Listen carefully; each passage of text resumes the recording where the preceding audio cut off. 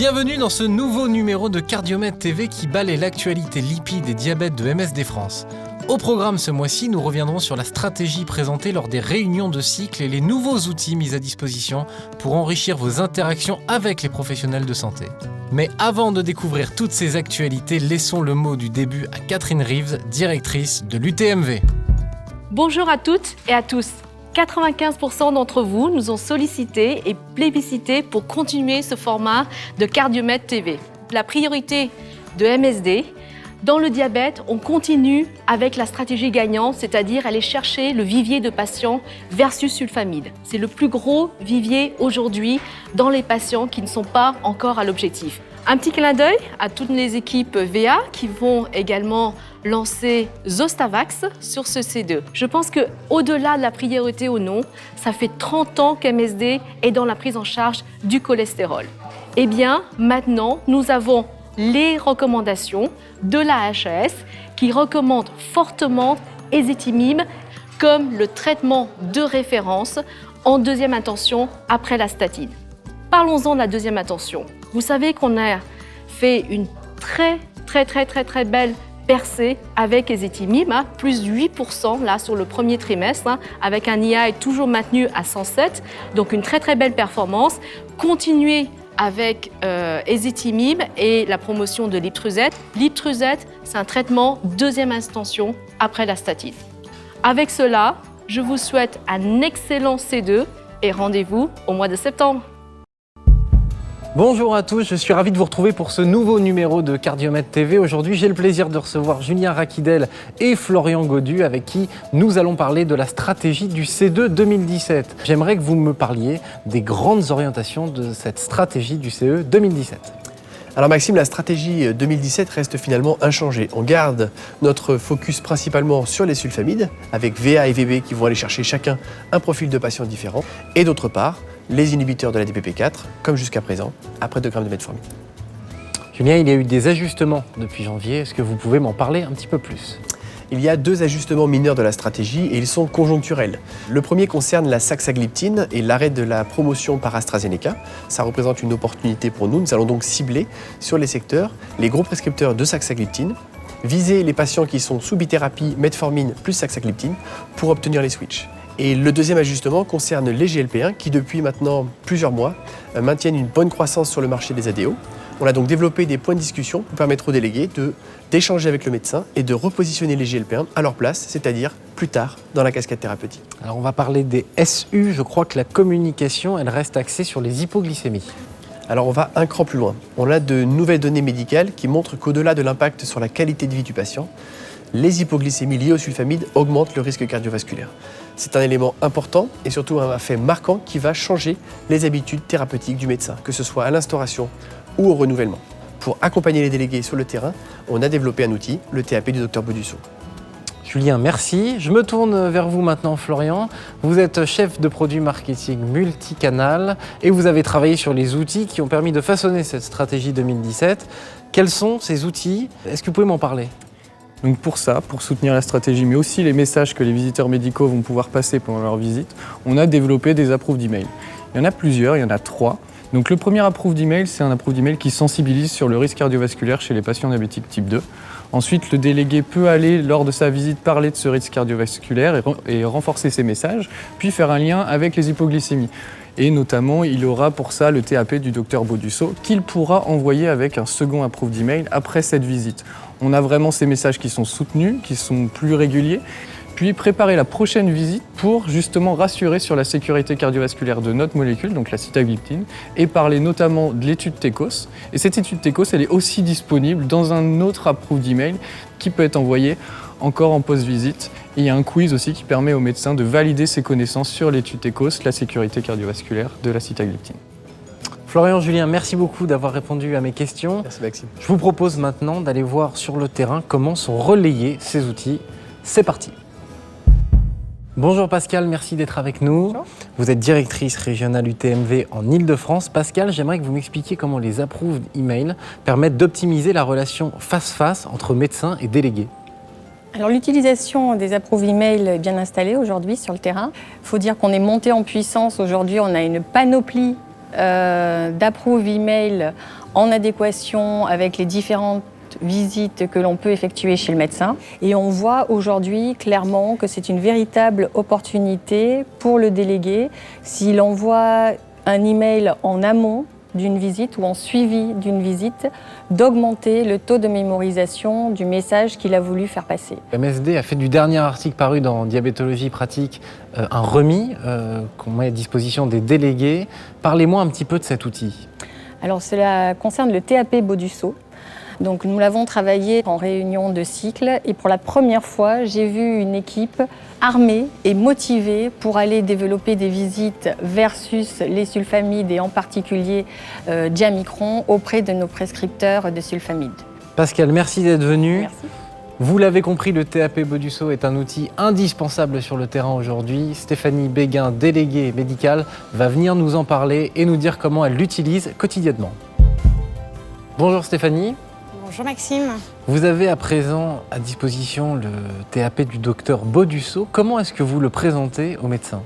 Écoutez, moi j'arrive avec ce tiré à part en visite, je leur remets et je m'appuie ensuite sur l'article qui aborde les hypoglycémies qui sont largement sous-estimées et sont souvent induites par des thérapies hypoglycémiantes.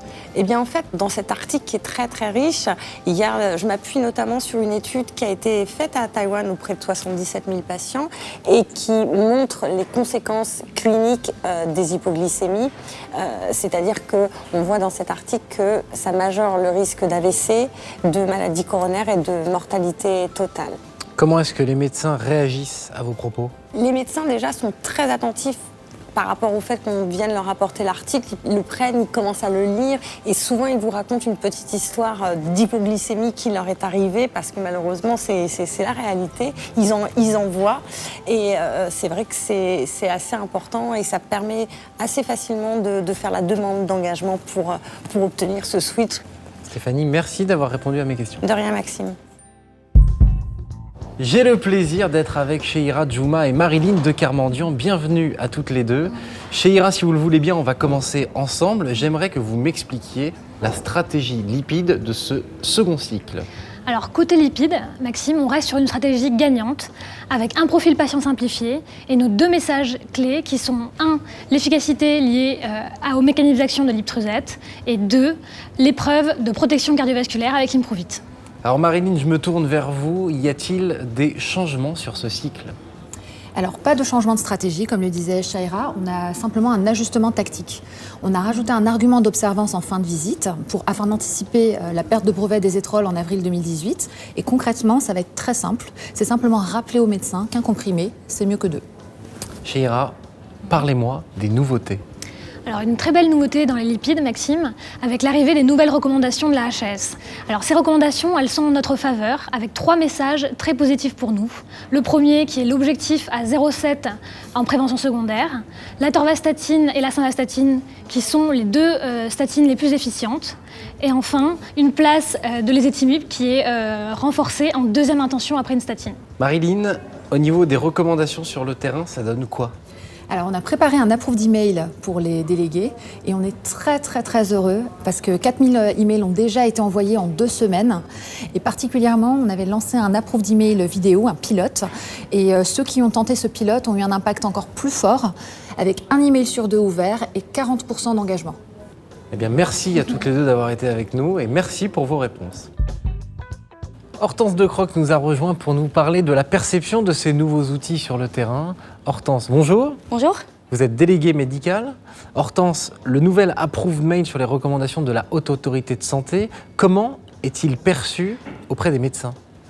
Alors c'est un approve d'email qui est très bien perçu des médecins, qui est très apprécié, en fait, puisqu'il s'agit d'une actualité très récente et en général les médecins sont très friands des nouveautés. De retours que j'ai eu sur le terrain, ils ont trouvé que MSD avait été très réactif dans l'annonce de ces nouvelles recommandations. Ils ont trouvé l'information très utile, surtout que c'était des recommandations qu'ils attendaient depuis longtemps. Et j'ai même eu des réponses personnelles à cet email, du type « c'est génial, top, merci, c'est très utile, je suis en train de les imprimer ». Et voilà, même d'ailleurs de médecins qui d'habitude n'ouvrent jamais les emails que je leur envoie. Et je dirais qu'un autre aspect qui les a beaucoup marqués, C'est le format original de cette approuve d'email.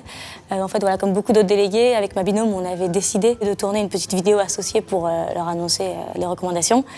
Et on a eu beaucoup de retours positifs aussi grâce à cette vidéo. Hortense, merci pour vos réponses. Merci. Un deuxième outil très important est disponible pour le second cycle. Il s'agit du bilan lipidique. Deuxième brochure du programme Clair. Pour nous parler de son efficacité sur le terrain, nous allons recevoir Antoine Potasso, délégué médical.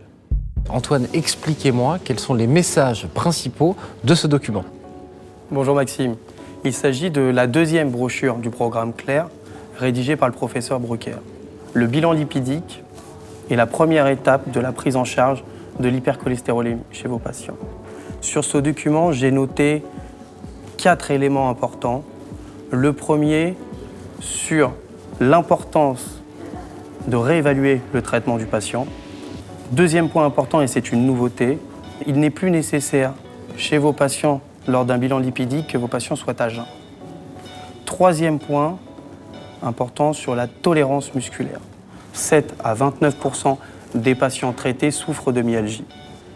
Vous retrouverez en page 19 un tableau de score simple et efficace permettant de quantifier ces douleurs et surtout de savoir si ce traitement est responsable de ces myalgies. Et dernier point, hypercholestérolémie familiale. La plupart des patients souffrant d'hypercholestérolémie familiale ont des taux de LDL anormalement très élevés, d'où l'importance de les prendre en charge. Antoine, comment s'inscrit ce remis dans votre visite? Pour présenter ce remis au médecin, il est indispensable de faire identifier le profil de notre patient. Vous trouverez, page 14, le descriptif de ce patient. Quel est-il?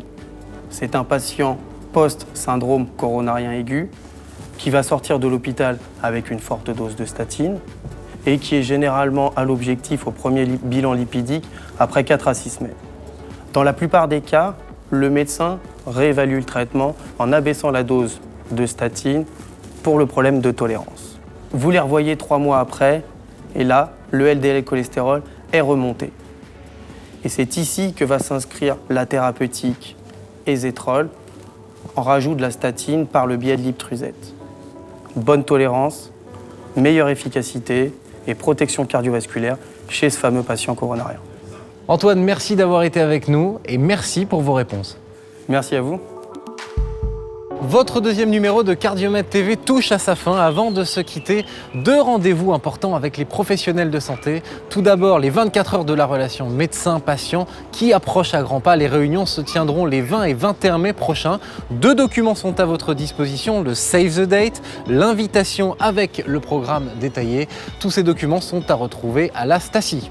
Un grand merci aux 8 directeurs régionaux référents ainsi qu'à leurs équipes pour faire de ce programme un succès. À noter aussi le workshop, il aura lieu du 6 au 8 octobre prochain. Il réunira 500 médecins autour de l'actualité lipides et diabète.